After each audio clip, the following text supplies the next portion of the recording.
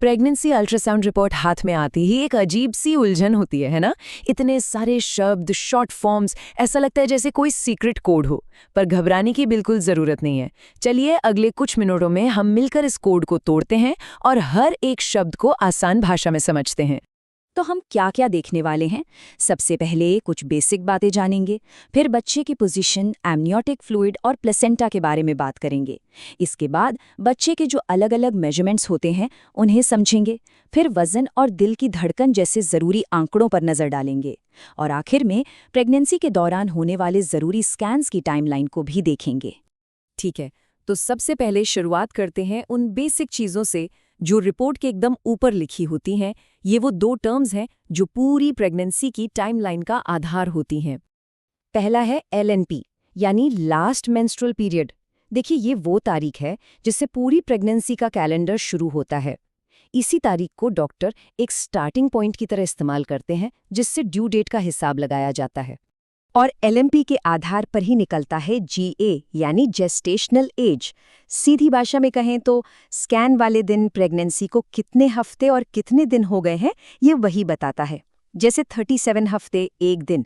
यही वो आंकड़ा है जिससे डॉक्टर ये मिलाते हैं कि बच्चे की ग्रोथ सही चल रही है या नहीं।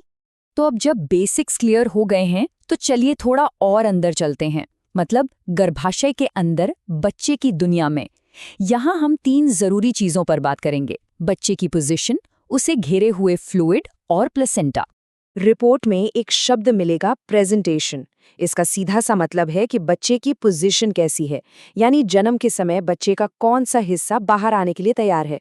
और ये जानना बहुत जरूरी होता है, खासकर जब डिलीवरी की बात आती है। तो यहाँ देखिए, ये अलग अलग पोजीशंस हैं। जो सेफेलिक हैं, जिसमें सिर नीचे होता है, वो नॉर्मल डिलीवरी के लिए सबसे अच्छी मानी जाती है। क्यों? क्योंकि बच्चे का सिर सबसे बड़ा हिस्सा होता है। एक बार वो बाहर आ गया तो बाकी शरीर आसानी से निकल जाता है। वहीं दूसरी तरफ ब्रीच, ऑब्लिक या ट्रांसवर्स जैसी पोजीशन में थोड़ी मुश्किल हो सकती है और सी सेक्शन की जरूरत पड़ सकती है। अगला शब्द है लिकर। इसका मतलब है एमनियोटिक फ्लूइड। इसे आप बच्चे का अपना पर्सनल प्रोटेक्टिव वाटर बबल समझ सकते हैं। यही वो लिक्विड है जो बच्चे को किसी भी तरह के झटके से बचाता है, एक कुशन की तरह काम करता है। अब इस फ्लूइड का लेवल सही होना बहुत जरूरी है। ज्यादातर रिपोर्ट्स में एडिक्वेट यानी कि पर्याप्त लिखा होता है, जो कि अच्छी बात है।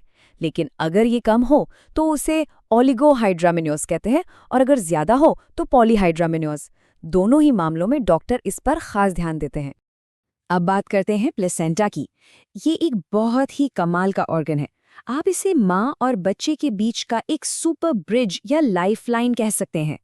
यही बच्चे तक सारा खाना, सारा ऑक्सीजन पहुंचाता है और वेस्ट को बाहर निकालता है। प्लेसेंटा की पोजीशन भी रिपोर्ट में लिखी होती है। ये गर्भाशय की अगली दीवार पर हो सकता है, जिसे एंटीरियर कहते हैं, पिछली दीवार पर जिसे पोस्टीरियर कहते हैं, या फिर ऊपर की तरफ जिसे फंडल कहते हैं। ये तीनों ही पोजीशंस एकदम नॉर्मल हैं। हाँ, एक पोजीशन होती है लो लाइंग या प्लेसेंटा प्रीविया, जिसमें ये नीचे की तरफ होता है। इस पर डॉक्टर खास नजर रखते हैं क्योंकि इससे डिलीवरी में कुछ दिक्कतें आ सकती हैं। चलिए अब रिपोर्ट के उस हिस्से पर आते हैं जो कई बार सबसे ज्यादा कंफ्यूजिंग लगता है, वो BPD HCACFL वाला सेक्शन। ये सारे शॉर्ट फॉर्म्स देखकर ऐसा लगता है जैसे कोई कोड लैंग्वेज हो, पर चलिए एक एक करके इन सबको डीकोड करते हैं। सबसे पहले BPD यानी बाइपेराइटल डायामीटर। इसका मतलब है बच्चे के सिर की चौड़ाई का माप एक कान से दूसरे कान तक। इससे बच्चे की ग्रोथ और उम्र का अंदाजा लगाया जाता है। फिर आता है HC यानी हेड सर्कमफेरेंस। ये बच्चे के सिर की पूरी गोलाई का नाप है। BPD और HC दोनों को मिलाकर डॉक्टर बच्चे के सिर के विकास को अच्छे से समझ पाते हैं। इसके बाद है AC यानी एब्डोमिनल सर्कमफेरेंस। ये बच्चे के पेट की गोलाई का माप है और ये बहुत ज़रूरी है क्योंकि इसी से बच्चे के वजन का सबसे सही अंदाज़ा लगता है। और आखिर में है FL यानी फीमर लेंथ।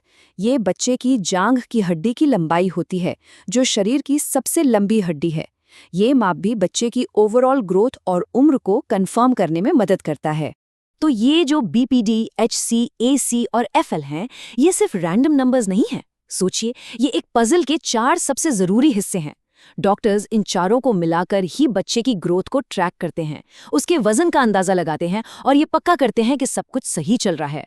ठीक है, मेजरमेंट्स तो हो गए, अब आते हैं रिपोर्ट के उन 2 सबसे ज़रूरी नंबर्स पर जिनका सबको बेसब्री से इंतज़ार रहता है। पहला है FHR यानी फीटल हार्ट रेट। ये सिर्फ एक नंबर नहीं है, ये एक धुन है, बच्चे के दिल की धड़कन। ये इस बात का सबसे अच्छा संकेत है कि बच्चा ठीक है और एक्टिव है। और एक हेल्दी बच्चे की हार्ट रेट आमतौर पर 120 से 160 बीट्स प्रति मिनट के बीच होती है। और दूसरा सबसे ज़रूरी आंकड़ा है EDD यानी एस्टिमेटेड ड्यू डेट। ये वही तारीख है जिसका सबको इंतज़ार होता है।